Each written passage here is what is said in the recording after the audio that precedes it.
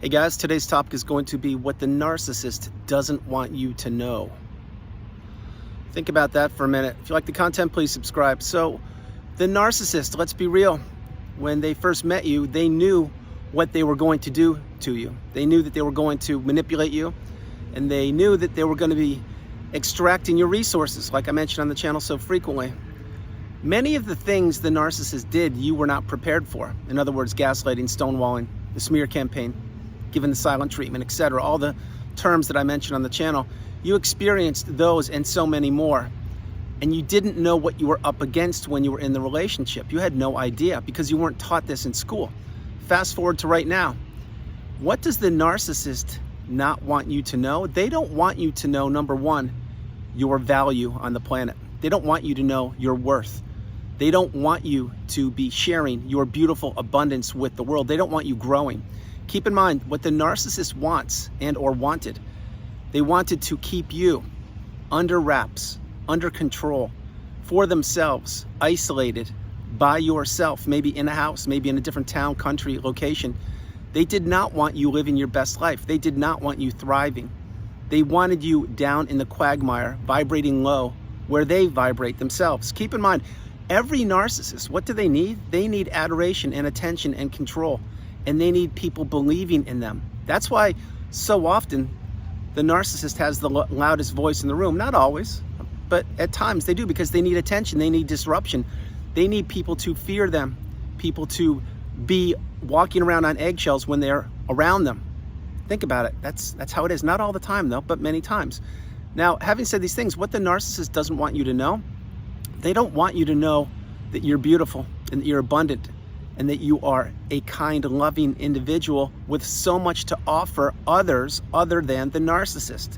Keep this in mind. The narcissist uses people. They abuse people. They manipulate people. They have people doubting themselves. That is the narcissistic relationship in a nutshell. And the narcissist needs control over anyone that they are communicating with, which includes the narrative, which includes when they communicate, how they communicate, if they communicate. Keep this in mind. Let's have a small example. Let's say the individual you're thinking of, the narcissist, what were they doing when let's say you were texting them and you texted them, but this is when you didn't know they were a narcissist. You texted them and then you gave them a couple paragraphs of information, what's going on, right? What happened then? Well, the narcissist may have gotten back with a couple simple letters like K or all right or whatever, or they may have totally disrupted that text. The point being, they weren't being honest or genuine or authentic with you, were they? No, they weren't. And this behavior gets worse and worse over time, not just with texting, but communication overall.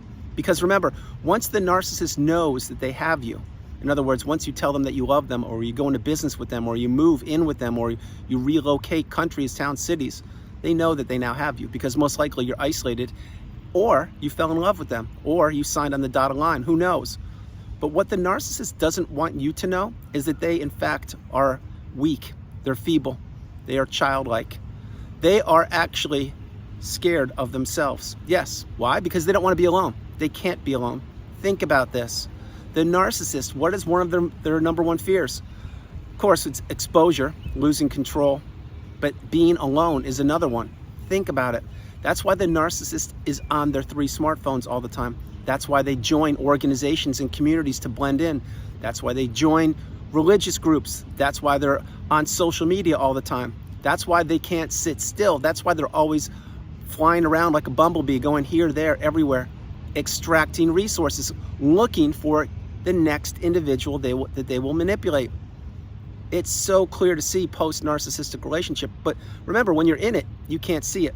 When you're in the narcissistic fog, and perhaps you fell in love with the narcissist, or again, you signed the business, whatever you did, you didn't know what you were up against. The narcissist knew this, and what they wanted, they never wanted you to figure that out. They did not want you to get that first light bulb moment of realization that something is amiss here, something's wrong. And the last thing they ever wanted you to do, I can tell you right now, is go to Google or YouTube and type something in the browser like silent treatment or strange behavior, whatever it was, because when you do that, you're taking the first step, and eventually you will find that needle in the haystack, which is my channel, and you'll understand, oh my gosh, there is this behavior, and it's not just me, it's not just you. But so many people, when they're in the relationship, they're isolated. They don't get the wisdom until the relationship has exploded or imploded. It's a fact. It's the way it works. But the narcissist, what didn't they want you to know? They didn't want you to know that the possibilities are endless for you. Specifically post-narcissistic relationship. You can do whatever you want to. You can take a class, teach a class, read a book, write a book. You can travel the world. You can create a website. You can create a social media platform to raise awareness. You can do whatever you want to. The sky is the limit for you once you have healed properly. Remember, the healing path is not linear, but in time, in your time, you will heal from this relationship. You're gonna have to introspect. You're gonna have to be accountable. You're gonna have to probably face some wounds from the past. You're gonna have to understand that not everybody has your best interest at heart on this planet. Unfortunately, they really don't. You're gonna also have to understand that this will take time. There is no magic pill that you can take and then everything's gonna be fine. You will get through it if you put your hard work and dedication, as much as you placed into the narcissistic relationship, if you place that into yourself post-narcissistic relationship, believe me, you have no idea of the abundance that's going to be unleashed, and it's your abundance. It's the same abundance that the narcissist took from you for a period of time, which was the length of the relationship. Keep that in mind. The narcissist never wanted you to know how beautiful and how powerful you actually are. I'm going to pause for a minute and share something with you. So the narcissist, what do they need? They need an awful lot, right? Yes, they do. But one thing they need is they need an individual who's going to pump up their fragile ego, who's going to be there for them, who's going to be the punching bag, who's going to be the sounding board, who's going to be the person who always believes in the false narrative of the mask. And that was you for a period of time. So think of all the toxicity that you consumed in the relationship, an awful lot, right? I'm sure you experienced rage fits. I'm sure you experienced gaslighting, all the terms I mentioned on the channel. Did you deserve to did you deserve to be treated that way? Of course not. You didn't. But it became a daily routine for you. In other words, you got accustomed to it. And the longer you stayed in the relationship, the further the narcissist pushed this. Because the narcissist can't help themselves. They need to blow up every relationship that they become a part of. It doesn't matter. Family members, friends, communities, whatever. They blow them all up. Because they get jaded, they get bored, and eventually they push too far. That is exactly what happens. And when that happens, the individual who turned out to be you, that's when perhaps you were discarded, or you Google something, or you YouTube it, and you're like, oh my gosh, what is this? Boom, bing, bing, bing. A light bulb moment. And that's when you begin to take the first step, exiting the narcissistic fog. That's when you begin to have boundaries. That's when you begin to say, wait a minute, I don't think this is correct. Something's wrong here. I'm being treated very poorly, and I'm seeing this person who turns out to be a narcissist treating everybody better than me. I can't even buy the proper peanut butter when I go to the store. I can't even buy the proper pair of shoes without being criticized. I can't do anything. Why? Because this person is trying to keep me down in the quagmire with them. That's what they're trying to do. The narcissist doesn't want you believing in yourself. They don't. And it's really disgusting if you think about it, because when you first meet the narcissist, what happens? Most times, they act like you're the flavor of the month. You're the best thing since sliced bread. And that's all on purpose, to manipulate you, to have you believe in them, to have you fall in love with them, to have you strike up a business with them. And then once that ink is dry, once the wedding bells have rung, that's when the devaluation actually begins, because that's when they know that they have you. Why? Because most likely you believed in love and or your vows, your wedding vows, or you believed that the business would be a very huge success. And of course, both of those are true, but let's talk about the business for a minute. When you sign the business contract with the narcissist, many times what are they doing? They're just acting like they're gonna be working as hard as you will.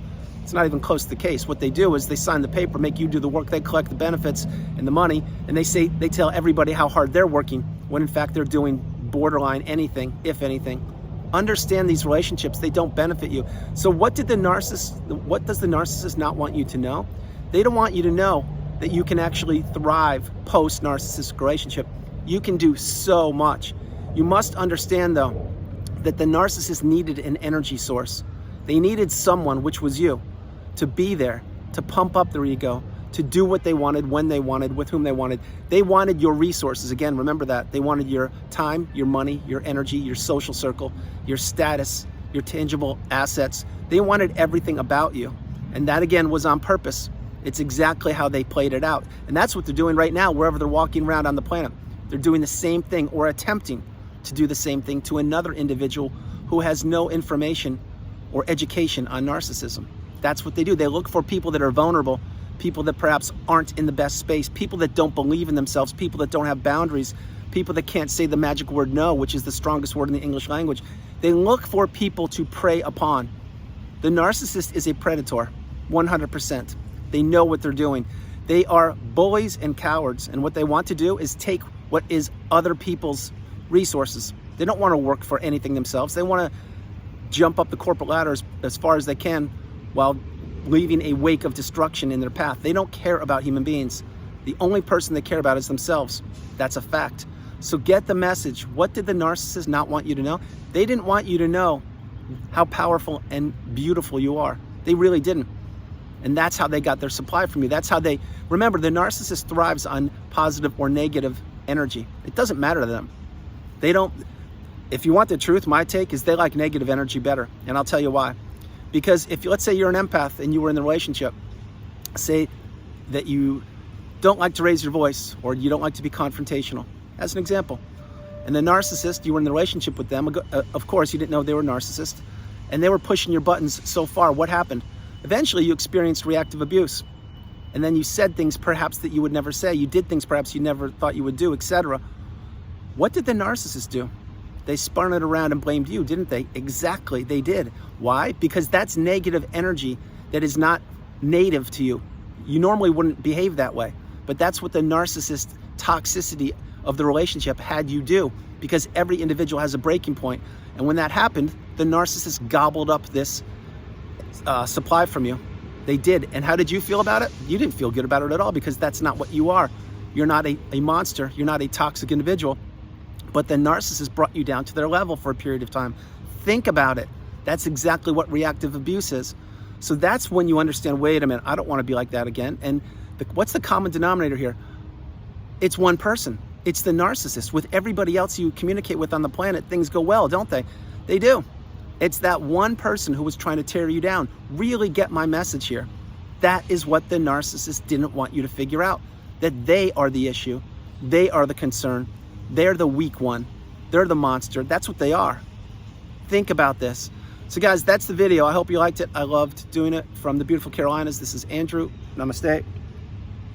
Have a great afternoon. Stay true, stay blessed. Continue to become awakened and aware, and understand that you are the priority. You come first, second, third. Remember also, if you want one-on-one coaching with me, drop a email at narcdailyvideos@gmail.com. And keep the ideas coming in for videos. This video did come in from a subscriber, specifically the last part of it. And just keep things coming in, you guys. I love you all. God bless you. Remember, you are not alone. No matter where you are on the planet, you are not alone. I love you, and I'll talk to you tomorrow. All right, bye, guys.